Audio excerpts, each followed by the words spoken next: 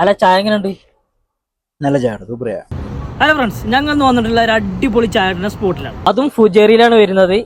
ഫുജറക്കാട് പ്രത്യേകിച്ച് പറയേണ്ട ആവശ്യമില്ല, അവർക്കൊക്കെ അറിയാം. ഫുജറക്കാരുടെ ഏറ്റവും ഫേവറേറ്റ് ആയിട്ടുള്ള സ്പോട്ടില്.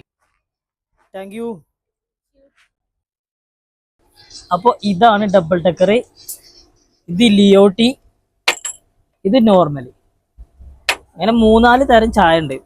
അതുപോലെ തന്നെ കട്ലേറ്റ് ഒരു രക്ഷയില്ല.